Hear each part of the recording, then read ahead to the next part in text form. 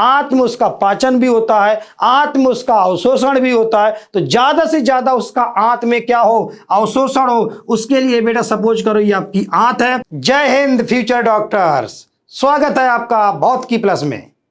आज मैं आपके साथ डिस्कस करने वाला हूं सरल उपकला ऊतक, जो क्लास 11th एनसीईआरटी का चैप्टर नंबर 7 का टॉपिक है।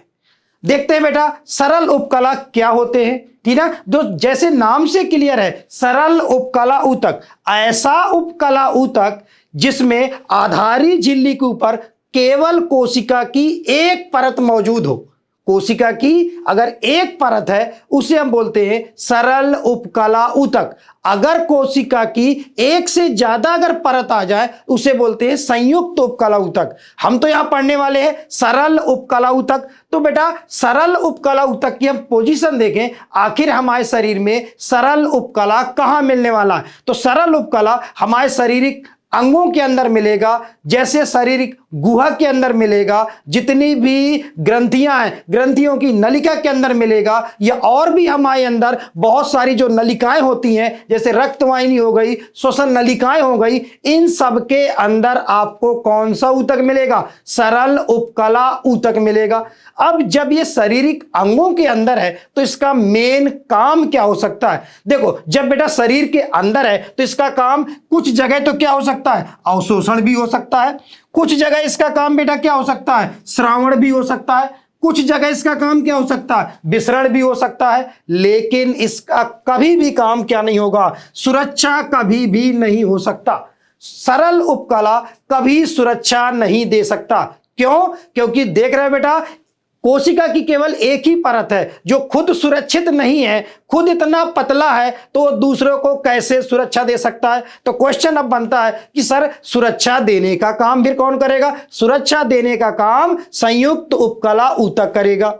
ठीक, अब देखो जैसे जो सरल उपकला ऊतक था, सरल में कोशिका की एक परत मौजूद है। ये देख रहे हो आप, यहां चपटी चपटी कोशिकाओं की परत दिख रही है, यहां स्तंभ के आकार की कोशिकाओं की परत दिख रही है, और यहां घन के आकार की कोशिकाओं की परत दिख रही है। हमारे अंदर जो सरल उपकला होता है उसमें कोशिकाओं के आकार के आधार पर कि कोशिका का आकार कैसा है, या तो चपटी चपटी कोशिकाएं हैं, या घन के आकार की कोशिकाएं हैं, या स्तंभ के आकार की कोशिकाएं, उसके आधार पर सरल उपकला 3 प्रकार का होता है। देखो जैसे सबसे पहले प्रकार में आते हैं जिसे बोलते हैं सरल सल्कीय उपकला ऊतक। नाम से क्लियर है, डायग्राम में भी आप देख रहे हो चपटी चपटी कोशिकाओं की परत आपको दिखाई दे रही है। सरल सल्कीय, सल्क बेटा कहां सुना है आपने, आपने देखा होगा जो मछली होती है ना, मछली के ऊपर सल्क की क्या पाई जाती है, लेयर पाई जाती है, छिलके होते हैं, उन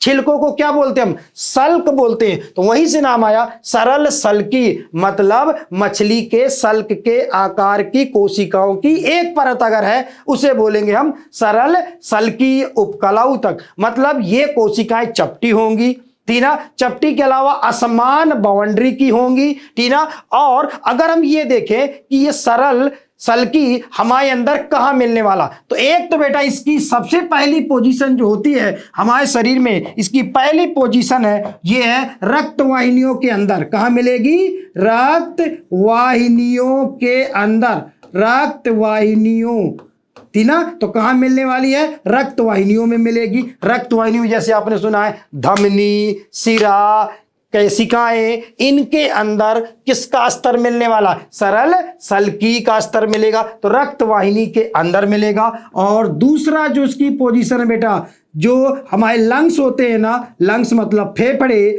लंग्स की कहां पर, एल्वियोलाई में, लंग्स की एल्वियोलाई में मिलेगा। लंग्स में जो फेफड़ों में जो कूपिकाएं पाई जाती हैं उनके अंदर देखो, जैसे ये लंग्स है, लंग्स के अंदर ऐसी कूपिकाएं मौजूद होती हैं जिन्हें एल्वियोलाई कहा जाता है। उनके अंदर ऐसी चपटी चपटी कोशिकाओं की क्या मौजूद होती है बेटा, परत मौजूद होती है।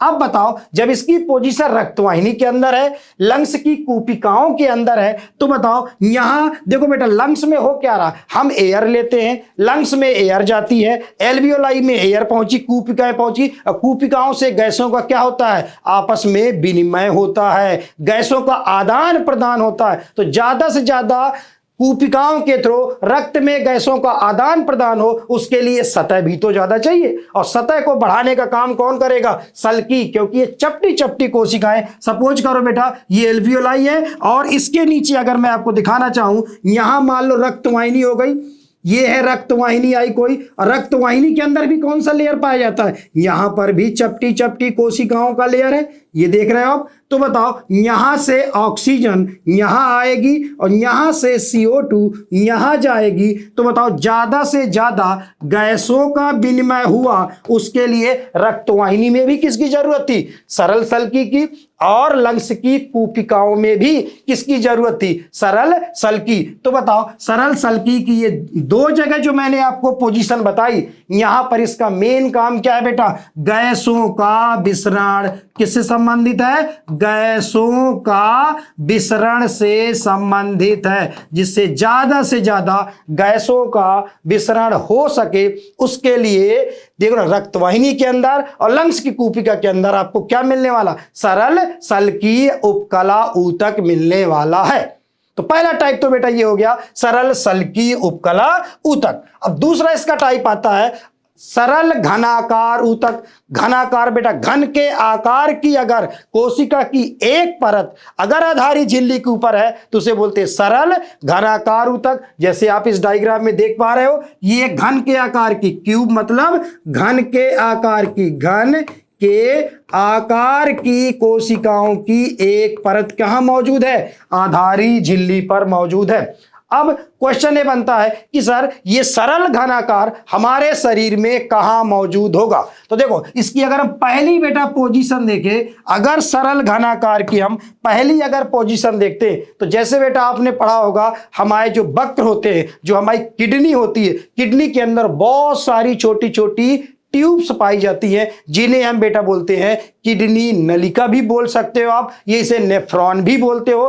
तो ये बेटा कहां पाई जाती? किडनी की नलिका में, वक्र की नलिका में, किडनी की नलिका में, किडनी की नलिका में, मतलब वक्र की नलिकाओं में क्या मिलेगा? क्या मिलने वाला? सरल घनाकार मिलने वाला। लेकिन अगर हम किडनी की नलिका के डायग्राम में चलें तो आपने ये जरूर पढ़ा है, ये किडनी की नलिका होती है, इसमें कई सारे ऐसे पार्ट होते हैं, जैसे आपने पढ़ा होगा इस नलिका के कई सारे भाग होते हैं, जैसे ये कहलाता बोमेंस कैप्सूल, ये कहलाता समीपस्थ कुंडलित नलिका जिसे हम बोलते हैं PCT प्रॉक्सिमल कन्वुलेटेड ट्यूब्यूल, ये इसे बोलते समीपस्थ कुंडलित नलिका, और इसे हम बोलते हैं हैले का लूप कहा जाता है, हैले का लूप भी इसे कहा जाता है, ठीक ना। और इसे बोलते हैं दूरस्थ कुंडलित नलिका DCT। तो जितनी भी एक किडनी की नलिका है, किडनी की नलिका के अंदर क्या मिलने वाला है? सरल घनाकार ऊतक ही आपको मिलने वाला है। ये देखो यहां पर ऐसे घन के आकार की कोशिकाएं इस तरह से क्या होंगी बेटा? यहां व्यवस्थित होंगी, पूरे यहां पर सरल घनाकार ऊतक का आपको स्तर ऐसे मिलने वाला। लेकिन बेटा सबसे इंपॉर्टेंट बात यहां ये आती है कि जब हम किडनी में मतलब मिक्चुरेशन की प्रोसेस पढ़ते हैं, मतलब जो मूत्र निर्माण की जब प्रक्रिया पढ़ी जाती है, तो मूत्र निर्माण की प्रक्रिया के दौरान जब वहां पहले परानिस्यंदन होता है, उसके बाद पुनः क्या होता है? अवशोषण। तो सबसे ज्यादा पुनः अवशोषण किस भाग में होता है? PCT भाग में, समीपस्थ कुंडलित नलिका में चीजों को सबसे ज्यादा पुनः अवशोषित किया जाता है।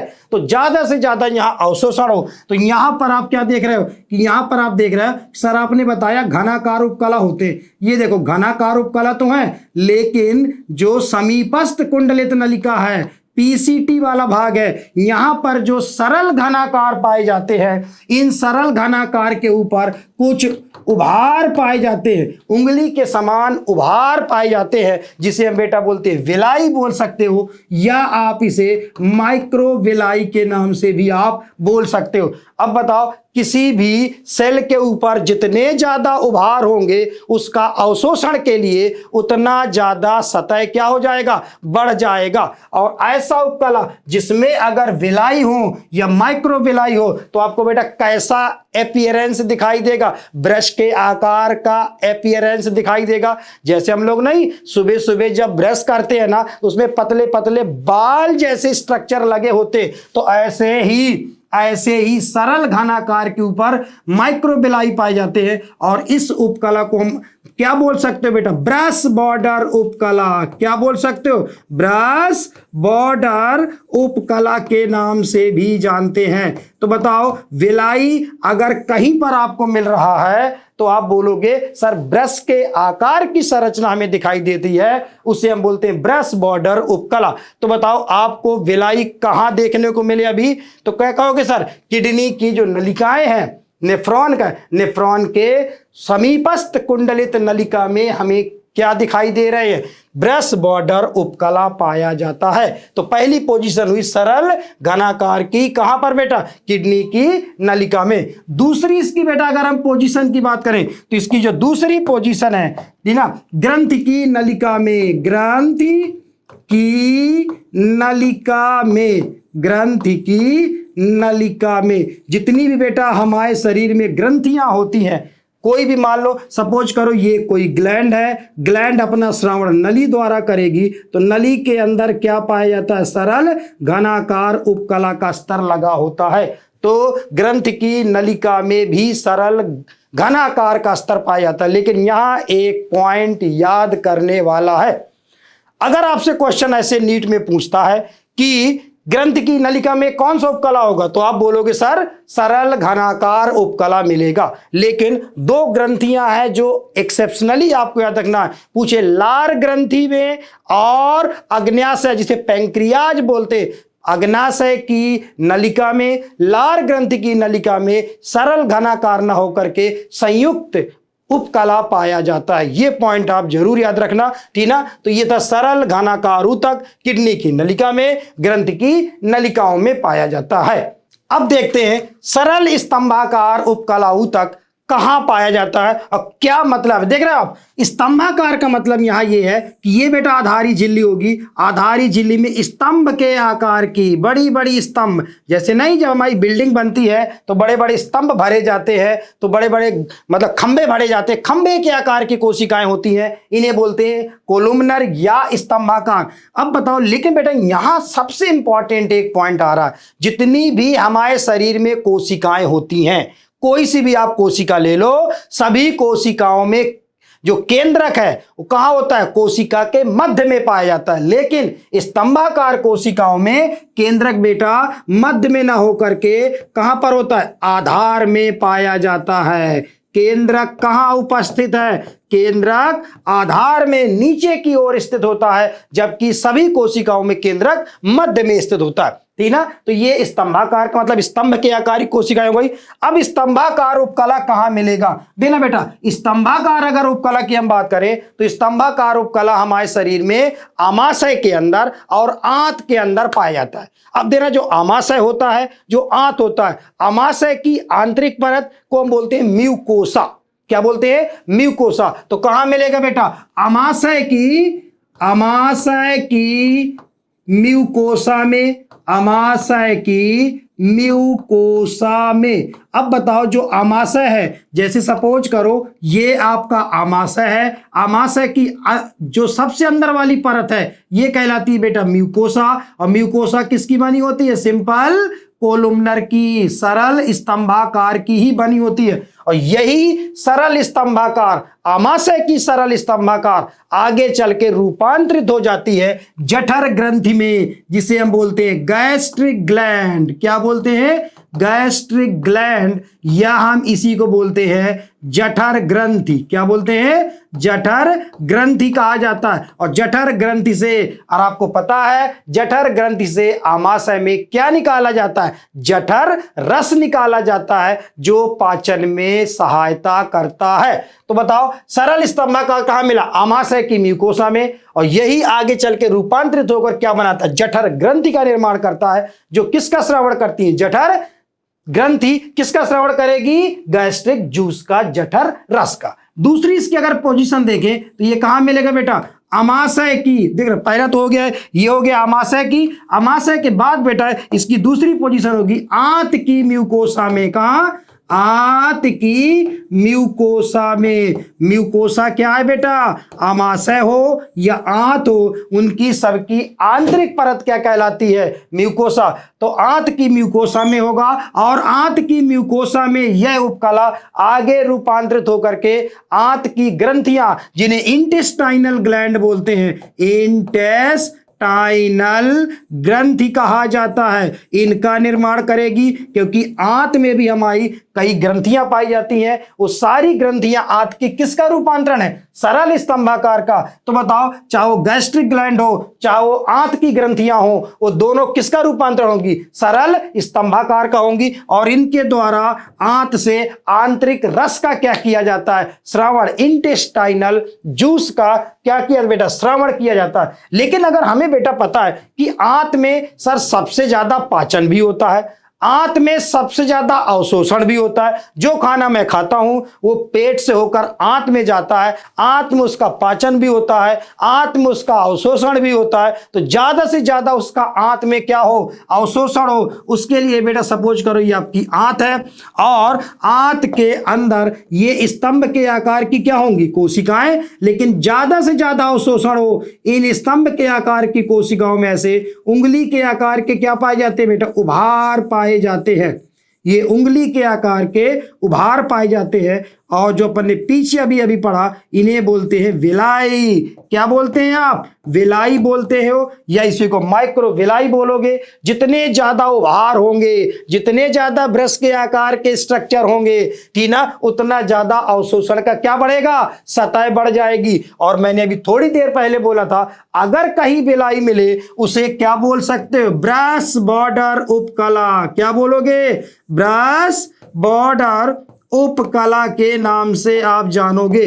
तो बताओ, ब्रश बॉर्डर उपकला आपकी इंटेस्टाइन में भी मिलने वाली है। तो बताओ, अब बताओ, यहां पर जो मैंने आपको सरल स्तंभाकार के बारे में बात की, सरल स्तंभाकार आपको कहां कहां मिलने वाला है? आमाशय की म्यूकोसा में मिलेगा, आंत की म्यूकोसा में मिलेगा। आंत की म्यूकोसा में जो सरल स्तंभाकार पाई जाती है, उनमें उंगली के समान क्या पाए जाते? उभार पाए जाते, जो अवशोषण के लिए सतह को बढ़ाने का काम करते। ठीक है, तो इस तरह से आमाशय की म्यूकोसा और आंत की म्यूकोसा में ये आपको सरल स्तंभाकार मिलने वाला है। और अंत में हम आते हैं कि जो सरल उपकला, सरल उपकला ऊतक में कुछ जगह बेटा पश्चिमाभि भी पाए जाते, सीलिया भी पाए जाते। जैसे ये आप यहाँ इस डायग्राम में देख सकते हो सकता है बेटा ये घन के आकार की कोशिकाएं हैं। ये बेटा कैसी कोशिकाएं हैं? ये स्तंभ के आकार की कोशिकाएं हैं। घन के आकार की कोशिकाएं स्तंभ के आकार की कोशिकाओं के ऊपर क्या पाए जाते हैं? पतले पतले स्ट्रक्चर पाए जाते हैं, जिन्हें हम क्या बोलते हैं बेटा? सीलिया बोलते हैं। या हम इन्हीं को क्या बोलते हैं? सीलिया के अलावा हम इसे बोलते हैं पश्चिमाभि भी कहा जाता है। सीलिया या पश्चिमाभि भी इन्हें कहा जाता है, तीना। और जहां पर भी आपको सीलिया मिलेगा, सीलिया हमारे शरीर में दो जगह पाए जाते हैं। पहला बेटा आपको कहां मिलेंगे? आपने पढ़ा होगा फीमेल जनन तंत्र पढ़ा होगा। फीमेल जनन तंत्र मतलब फैलोपियन ट्यूब के अंदर, फैलोपियन ट्यूब, जो फीमेल जनन तंत्र में जो यूट्रस से पतली पतली ट्यूब लगी होती है, जिन्हें बोलते हैं फैलोपियन ट्यूब, या बोलते हैं डिंब वाहिनी नलिका। क्या बोलते हैं? डिंब वाहिनी नलिका के अंदर पाया जाएगा। जैसे मैं आपको ऐसे समझाने की कोशिश करूं, ये गर्भाशय होता है, ये होती है फैलोपियन ट्यूब, ये होता है आपका ओवरी, यूट्रस। ये ऐसे स्ट्रक्चर हमारे फीमेल जनन तंत्र में पाए जाते हैं। और इसके अंदर यहाँ पर पश्चिमाभि पाए जाते हैं, जो यहाँ से जब ओवा आएगा तो ओवम के मूवमेंट में सहायता कौन करती है बेटा? टीना, सीलिया हेल्प करते। और दूसरा जो सीलिया पाए जाते हैं वो कहाँ पाए जाते हैं बेटा? ब्रोंकियोल्स के अंदर पाए जाते हैं। कहाँ? श्वसन तंत्र में आपने पढ़ा होगा, ट्रैकिया होती है, फिर उनके नीचे ब्रांच होती ब्रोंकी, ब्रोंकियोल, फिर होती कूपिकाएं, बहुत सारे स्ट्रक्चर। तो पूरे श्वसन पथ में आपको सीलिया मिलते हैं, लेकिन अपर पार्ट में अलग तरह के सीलिया होते हैं। हम यहाँ बात कर रहे हैं सरल वाले सीलिया। सरल वाले सीलिया बेटा कहाँ पाए जाते हैं? ब्रोंकियोल्स में पाए जाते हैं। और सीलिया का काम क्या है? जब हम दिन भर बेटा हम सांस लेते हैं तो दिन भर धूल के कण हमारे अंदर घुसते रहते हैं, पूरे श्वसन पथ में हमारे एक चिपचिपी लेयर पाई जाती है, श्लेष्मा की लेयर पाई जाती है, जो धूल के कणों को चिपकाती रहती है और सीलिया दिन भर मूव करते रहते हैं ऊपर की तरफ, ऐसे ऐसे मूव करके धूल पार्टिकल हुआ, सूक्ष्म जीव हुआ, उनको कहां की ओर लाते, बाहर की ओर लाते। और देखा होगा सुबह सुबह अपन लोग छिक छिक करके कहां निकाल देते, सब बाहर निकाल देते, जिससे धूल आदि के कण कहां निकल जाए, बाहर निकल जाए, ठीक ना। तो ये फैलोपियन ट्यूब में इसका काम क्या होगा बेटा, ओवम के जो मूवमेंट में सहायता करना, और यहां होगा डस्ट आदि के, धूल आदि के कणों को बाहर निकालना। इस तरह से अपन ने क्या पढ़ा बेटा, सरल उपकला ऊतक के टाइप्स मैंने बताए, सरल उपकला ऊतक कहां पाया जाता है, इन सब के बारे में अपन ने यहां पर पढ़ा। और इसके अलावा जो कुछ क्वेश्चन है यहाँ, जैसे देखो अब ये इसी से रिलेटेड हम कुछ क्वेश्चन करने की कोशिश करते हैं। जैसे मैंने कहा माइक्रोबिलाई युक्त घनाकार, माइक्रोबिलाई युक्त घनाकार निम्न में से कहां उपस्थित होता है, बोलो। अभी अभी मैंने आपको बताया माइक्रोबिलाई अगर पूछे या ब्रेस्ट बॉर्डर अगर पूछे तो हमारे शरीर में केवल दो ही जगह है, क्योंकि सर आंत में है, आंत में कौन सा वाला था, स्तंभाकार, और किडनी की पीसीटी भाग में कौन सा था, घनाकार। तो वही तो पूछ रहा है कि घनाकार युक्त ऊतक हो जिसमें वेलाई हो, कहां मिलेगा, नेफ्रॉन के पीसीटी भाग में या नेफ्रॉन के समीपस्थ कुंडलित नलिका में मिलेगा। ठीक है बेटा। तो इस तरह से ये मैंने आपको सरल उपकला ऊतक के बारे में सारी बातें आपको बता दी, ठीक ना। और इस तरह से और भी बेटा हम बहुत सारे वीडियो के द्वारा आपको और भी इंटरेस्टिंग टॉपिक और लेकर आएंगे। बने रहिए हमारे साथ, मिलते हैं अगले वीडियो में।